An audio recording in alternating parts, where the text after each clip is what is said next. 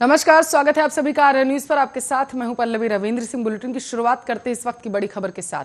18वीं मंजिल से गिरकर युवक की मौत की खबर सामने आ रही है। आपको बताते चले, टावर की 18वीं मंजिल से गिरकर मौत हो चुकी है। संदिग्ध परिस्थितियों में युवक की मौत हुई है, ऐसा सामने आ रहा है। जानकारी में डिप्रेशन के चलते आत्महत्या की आशंका पुलिस वालों की तरफ से जताई जा रही है। पुलिस ने शव पोस्टमार्टम के लिए भेज दिया है और बिस्तरत के टोरी काउंटी सोसाइटी का ये पूरा मामला है, जहां पर ये दुखद घटना घटित हो गई है। हालांकि आपको बताते चलो, पुलिस के द्वारा ये जानकारी मिल पा रही है कि डिप्रेशन के चलते हो सकता है युवक ने आत्महत्या की हो। लेकिन आपको बताते चले, संदिग्ध परिस्थितियों में युवक का शव बरामद किया गया। पुलिस ने शव को पोस्टमार्टम के लिए भेज दिया है। इस वक्त की बड़ी खबर आर्य न्यूज के जरिए आपके टेलीविजन स्क्रीन पर है। बिस्तरत के टेरी काउंटी सोसाइटी की घटना है, जहां पर आपको बताते चले 18वीं मंजिल से गिरकर युवक की मौत हो चुकी है। पुलिस अब इस पूरे मामले की तफ्तीश कर रही है। शव को पोस्टमार्टम के लिए भेज दिया गया। एक और बड़ी खबर आ रही है, आपको उससे रूबरू करा देते हैं। कृषि कानूनों के विरोध में किसान जो हैं, उनका जंतर मंतर पर प्रदर्शन अनुमति मांगी है। जंतर मंतर प्रदर्शन करने के मामले में सोमवार को अगली सुनवाई होगी। कृषि कानून के विरोध में किसान लगातार प्रदर्शन कर रहे हैं। महापंचायत की अर्जी पर आज सुनवाई जो है वो हो चुकी है। और आपकी जानकारी के लिए आपको बताते चले कि सुप्रीम कोर्ट ने सीधे तौर पर महापंचायत में सम्मिलित किसानों को लताड़ लगाई है। उन्होंने कहा है कि रोडों को जाम करना, रेलवे ट्रैक्स को जाम करना, रेलवे और ट्रेन की और यातायात की जो सुविधाएं हैं उनको बाधित करना, ये किस कानून में लिखा गया है। आपको बता चले, महापंचायत के सदस्यों को कोर्ट ने फटकार लगाते हुए कहा है कि आम जनता को प्रदर्शन से समस्या नहीं होनी चाहिए। इस वक्त की बड़ी खबर है, आपके टेलीविजन स्क्रीन पर आर्य न्यूज के जरिए आप सुन पा रहे हैं। मामले में अब इस पूरे मामले पर जो सुनवाई है वो सोमवार को होगी। सोमवार को आपको बता चले, जो महापंचायत के सदस्य, उन्होंने जंतर मंतर पर प्रदर्शन करने की अनुमति मांगी थी और इसके साथ साथ उन्होंने ये भी कहा था कि प्रदर्शन आगे उग्र होता रहेगा। चलिए विस्तार से खबरों की तरफ रुख करते हैं। प्रधानमंत्री नरेंद्र मोदी ने शुक्रवार को शहरों को कचरा मुक्त बनाने के लिए स्वच्छ भारत मिशन 2.0 का शुभारंभ कर दिया है। इसके अलावा आपको बता चले, अमृत 2.0 की भी शुरुआत पीएम मोदी ने कर दी। इनकी शुरुआत आज नई दिल्ली स्थित डॉक्टर अंबेडकर इंटरनेशनल सेंटर में आयोजित कार्यक्रम से की गई। स्वच्छ भारत मिशन के दूसरे चरण के तहत साल 2030 के तक सतत विकास लक्ष्यों को पाने की तरफ आगे बढ़ जाएगा। ये योजना मुख्य तौर पर RRR से जुड़ी हुई है, जिसमें रिड्यूस, रीयूज और रिसाइकिल शामिल है।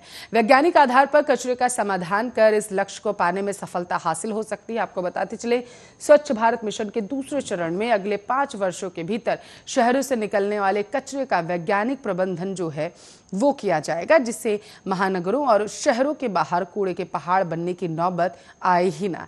इसी तरह अमृत की दूसरे चरण में सभी शहरों के हर घर को नल से जोड़ दिया जाएगा। इसके अलावा सीवेज के पानी को साफ कर दोबारा उपयोग करने में लायक बनाया जा सकेगा।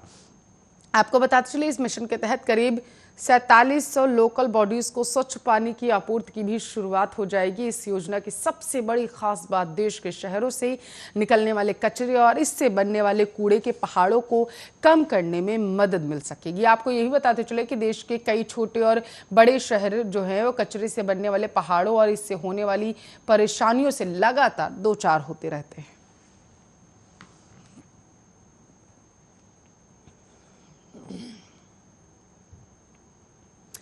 खबरों में आगे बढ़ते हैं। आपको बताते चले, कृषि कानूनों के खिलाफ जंतर मंतर पर प्रदर्शन करने की मांग करने वाली याचिका पर सुनवाई करते हुए सुप्रीम कोर्ट ने तल्ख टिप्पणी कर दी। सुप्रीम कोर्ट ने किसान महापंचायत से कहा है कि आप कोर्ट आए हैं तो यह धरना प्रदर्शन क्यों दे रहे हैं। शीर्ष अदालत ने किसानों से कहा कि आपको प्रदर्शन का अधिकार है, लेकिन राजमार्ग को रोककर लोगों की आवाजाही रोकने का हक नहीं है। आपके प्रदर्शन की वजह से आम लोगों को कठिनाइयों का सामना करना पड़ रहा। सुप्रीम कोर्ट ने किसान महापंचायत संगठन पर नाराजगी जाहिर करते हुए कहा है कि लंबे समय से विरोध कर रहे किसानों ने पूरे शहर का गला घोट कर रख दिया और अब शहर के अंदर आकर उत्पात मचाना चाहते हैं। क्या शहर के लोग अपना कारोबार बंद कर दें या आपके प्रदर्शन से लोग खुश होंगे? जस्टिस संजय किशन कौल के अध्यक्षता वाली पीठ ने कहा है कि प्रदर्शन कर रहे किसान यातायात बाधित कर रहे हैं, ट्रेनों और राष्ट्रीय राजमार्गों को अवरुद्ध कर रहे हैं, सुरक्षा कर्मियों को परेशान किया जा रहा है और फिर भी प्रदर्शन करने की मांग के लिए याचिका दायर की गई। ऐसे में प्रदर्शन करने की इजाजत कैसे दी जा सकती है। मामले की अगली सुनवाई आपको बताते चले सोमवार को होगी।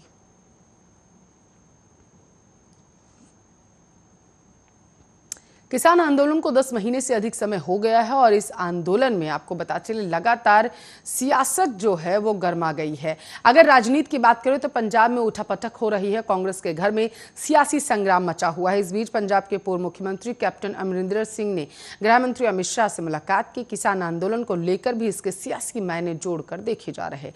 किसान नेता राकेश टिकैत ने कैप्टन अमरिंदर सिंह की गृह मंत्री अमित शाह से मुलाकात को लेकर बड़ा बयान दिया।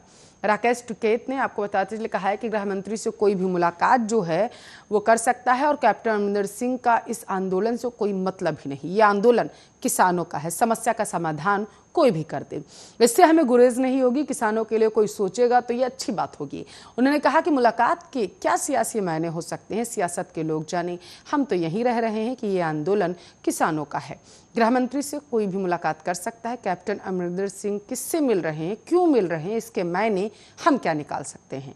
राकेश टिकैत ने कहा, बिल वापसी, एमएसपी पर गारंटी, यही हमारी मांगे हैं और आंदोलन तो अब फैल गया है। देश राज्य हर किसान की आवाज बन चुका है और उन्होंने कहा है कि सरकार को बात सुननी ही पड़ेगी। किस रास्ते से माने, कैसे माने, ये सरकार सोचे। आंदोलन अनिश्चितकाल के लिए चलेगा। पहले 2 अक्टूबर तक इसकी सीमा थी, लेकिन अब समस्या का हल नहीं निकल रहा है तो यह अनिश्चितकाल चलता रहेगा।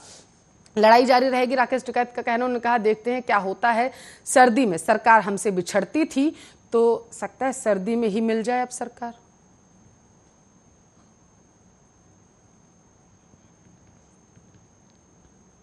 उत्तर प्रदेश के सहारनपुर से खाकी को शर्मसार कर देने वाली खबर सामने आ रही है। यहाँ के बेहट एसओ किरणपाल सिंह का एक ऑडियो जो है वो अब तेजी से वायरल हो रहा है। आपको बता चले, वायरल ऑडियो में महिला कारोबारी जो कि एक मुकदमे में वादी भी है, उसके लिए एसएचओ बेहट अश्लील शब्दों का प्रयोग करते हुए साफ नजर आ रहे हैं। दरअसल महिला स्टोन क्रशर कारोबारी है और उसने कुछ दिन पहले ही अपने 3 पार्टनर के खिलाफ बेहट थाने में अभद्रता, मारपीट, जबरन छेड़खानी का मुकदमा दर्ज कराया था। महिला का कहना है कि पार्टनरशिप का हिसाब किताब करने जब वो अपने इन तीनों पार्टनरों के पास गई तो तीनों ने उसके साथ अश्लील हरकतें की और उसके कपड़े फाड़े। महिला किसी तरीके से बचाकर पुलिस के पास गई, तीनों के खिलाफ कार्रवाई की मांग की। महिला की शिकायत पर पुलिस ने मुकदमा तो दर्ज कर लिया था लेकिन कार्रवाई नहीं की। महिला ने बताया है कि कार्रवाई न होने से परेशान और तीनों दबंगों की धमकी से डरकर उसने सीएम व यूपी पुलिस को ट्वीट भी किया है मामले पर। इसके बाद झल्लाए एसएचओ बेहट ने पूजा के एक परिचित को कॉल करके पूजा के खिलाफ आपत्तिजनक बातें की, जिसका ऑडियो अब वायरल हो रहा। महिला का कहना है कि आरोपी लोग दबंग हैं और पुलिस की राइफल के साथ वो फोटो खिंचवाते हैं।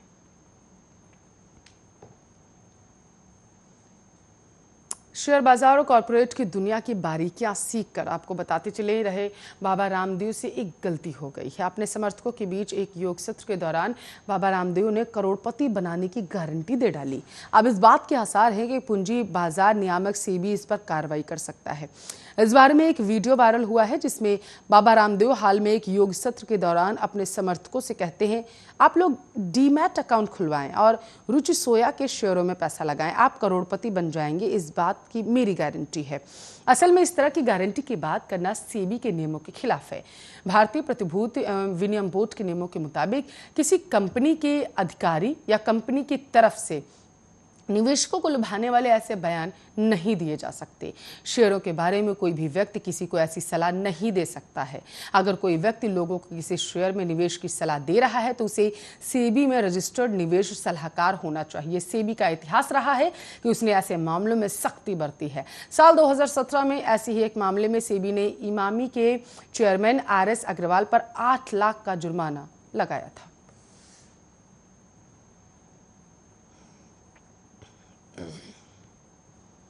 एयर इंडिया की बिक्री प्रक्रिया में टाटा समूह ने सबसे ज्यादा कीमत लगाकर जो है आपको बताते चले बाजी जीत ली है। एयर इंडिया के लिए टाटा ग्रुप और स्पाइस जेट ने आपको बताते चले कि अजय सिंह ने ये जो बोली थी वो लगाई थी और एयरलाइन एयर इंडिया टाटा समूह के नियंत्रण में जाएगी। एयर इंडिया की बिक्री प्रक्रिया में टाटा सन्स ने सबसे ज्यादा कीमत लगाकर बिड जीत ली है। एयर इंडिया के लिए टाटा ग्रुप और स्पाइस जेट के अजय सिंह ने बोली लगाई थी। यह दूसरा मौका है जब सरकार एयर इंडिया में अपनी हिस्सेदारी बेचने की कोशिश कर रही। इससे पहले 2018 में सरकार ने कंपनी में 76% हिस्सेदारी बेचने की कोशिश की, लेकिन उससे कोई रिस्पांस नहीं मिला। एयर इंडिया के लिए सरकार ने फाइनेंशियल बिड्स मंगवाई थी। सरकार इसी वित्त वर्ष में सरकारी एयरलाइंस का प्राइवेटाइजेशन करने का लक्ष्य लेकर चल रही है। सरकार के विनिवेश कार्यक्रम का हिस्सा भी है। सरकार एयर इंडिया और एयर इंडिया एक्सप्रेस की अपनी 100% हिस्सेदारी, जबकि ग्राउंड हैंडलिंग कंपनी एआईसेट्स की 50% हिस्सेदारी बेचेगी। एयर इंडिया की शुरुआत 1932 में टाटा ग्रुप ने की थी। टाटा समूह के जेआरडी टाटा ने इसकी शुरुआत की थी और आपको बता चले वे खुद भी एक बेहद कुशल पायलट थे।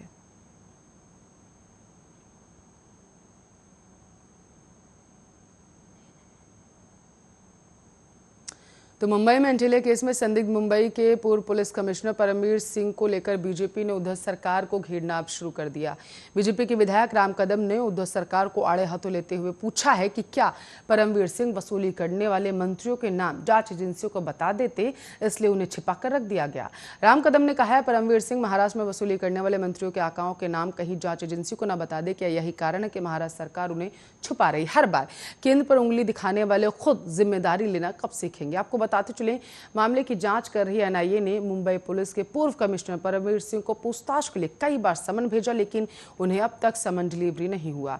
एनआईए और महाराष्ट्र राज्य की जांच एजेंसियों को शक है कि गिरफ्तारी के डर से परमवीर सिंह देश छोड़कर विदेश चले गए। एनआईए सूत्रों ने बताया है कि सचिन वाजे की गिरफ्तारी के बाद चल रही जांच के दौरान अप्रैल महीने में परमवीर सिंह को एनआईए कार्यालय बुलाया गया था, जहां पर एनआईए ने सचिन वाजे से जुड़े कई सवाल पूछे। जिस वक्त एंटीलिया कांड सामने आया था तब वाजे को मामले का इन्वेस्टिगेशन अधिकारी बना दिया गया था और इस पूरे मामले में सीधे परमवीर सिंह को रिपोर्ट करता था। एनआईए के अलावा स्टेट सीआईडी और ठाणे पुलिस ने परमवीर के खिलाफ लुकआउट सर्कुलर जारी कर दिया था। आपकी जानकारी के लिए आपको बताते चल रहे हैं, सिंह के खिलाफ अब तक 5 मामले दर्ज हो चुके हैं। तो आपकी जानकारी के लिए आपको बताते चलिए, हम मुंबई की घटना आपको बता रहे थे। खबरों में आगे बढ़ते हैं। देश में जानलेवा कोरोना वायरस के मामले घटने के बाद एक बार फिर से बढ़ चुके हैं। देश में पिछले 24 घंटों में कोरोना के 26,727 नए मामले सामने आ चुके हैं। 277 लोगों की जान चली गई। आपको यही बताते चले कि देश में आज कोरोना की ताजा स्थिति मंत्रालय की ओर से जारी ताजा आंकड़ों के मुताबिक देश में पिछले 24 घंटों में 28,246 लोग ठीक हो चुके हैं, जिसके बाद ठीक होने वाले लोगों की संख्या बढ़कर अब 3,30,43,144 हो गई। वहीं अब एक्टिव केसेस की संख्या 2,75,224 है। देश में अब तक कोरोना के 3,37,66,707 मामले आ चुके हैं, जिनमें अब तक कोरोना से 4,48,339 लोगों की मौत हो चुकी है। केंद्रीय स्वास्थ्य मंत्रालय ने बताया है कि देश में कुल कोरोना वायरस वैक्सीन की 64,40,451 डोज दी जा चुकी हैं, जिसके बाद वैक्सीन की डोज का आंकड़ा बढ़कर अब जो है वो 89,02,08,007 हो गया है। बताते चले कि देश के सभी राज्यों की तुलना में दक्षिण राज्य केरल में कोरोना के सबसे ज्यादा मामले दर्ज किए जा रहे हैं। केरल में पिछले 24 घंटों में कोरोना वायरस के 15,914 नए मामले आए हैं। वहीं 122 लोगों की जान चली गई। राज्य में अब तक 25,087 लोगों की मौत भी हो चुकी है।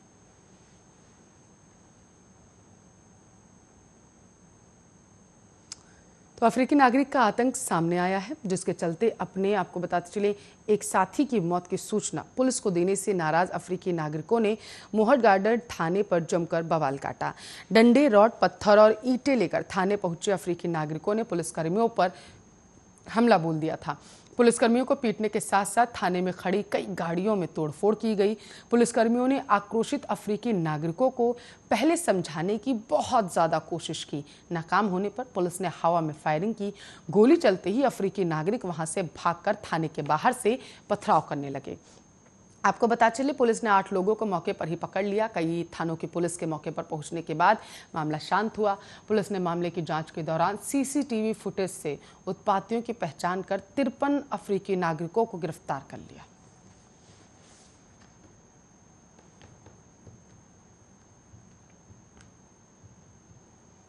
तो देश की राजधानी में कोरोना से सुधरते हालातों के बीच दिल्ली आपदा प्रबंधन प्राधिकरण ने यानी कि डीटीएमए ने आगंतुकों भक्तों के लिए धार्मिक स्थलों को खोलने की अनुमति दे दी है। हालांकि इसके लिए कड़ी शर्तें रखी गई हैं और उन्हें पूरा करने के बाद ही धार्मिक स्थल खोले जा सकेंगे।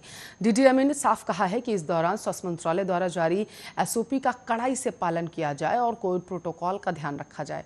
बताते चलिए कि कोरोना वायरस की महामारी के दौरान राजधानी दिल्ली में धार्मिक स्थलों को बंद कर दिया गया था। 19 अप्रैल से ये भक्तों के लिए बंद कर दिए गए थे। हालांकि कुछ समय पहले मंदिरों में पुजारियों को पूजा पाठ की अनुमति दे दी गई थी। स्वास्थ्य मंत्रालय की ओर से जारी एसओपी के मुताबिक आपको बताते चले, धार्मिक स्थल के प्रवेश द्वार पर स्क्रीनिंग की व्यवस्था जरूरी है, जबकि धार्मिक स्थलों पर भीड़ न हो इसके लिए सोशल डिस्टेंसिंग के नियम का खासा ध्यान रखना होगा। वहीं आगंतुकों के लिए सैनिटाइजर एवं मास्क का प्रयोग अनिवार्य होगा। किसी को भी कोविड के लक्षण मिलने पर तुरंत उसे नजदीकी अस्पताल में भर्ती कराना होगा।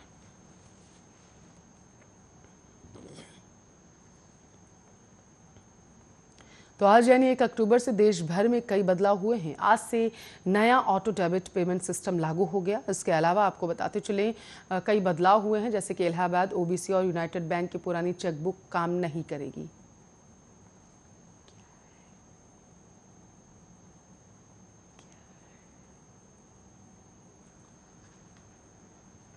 तो देश के कुछ भागों में बारिश का सिलसिला लगातार जारी है। उत्तर भारत समेत दक्षिण के राज्यों में आपको पता चले भारी बारिश से लोगों को दो चार होना पड़ रहा है। मौसम विभाग की माने तो देश के अलग अलग हिस्सों में बारिश की संभावना अब जताई जा रही है। चक्रवाती तूफान गुलाब का असर आंध्र प्रदेश, ओडिशा, बंगाल समेत आसपास के राज्यों पर पड़ सकता है। मौसम विभाग ने अगले 2 दिन यानी कि 3 अक्टूबर तक तेलंगाना, तमिलनाडु, कर्नाटक, मध्य महाराष्ट्र, कोंकण क्षेत्र, गुजरात, मध्य प्रदेश, पूर्वी उत्तर प्रदेश, बिहार, झारखंड में 3 अक्टूबर तक पानी गिरने का अनुमान जताया।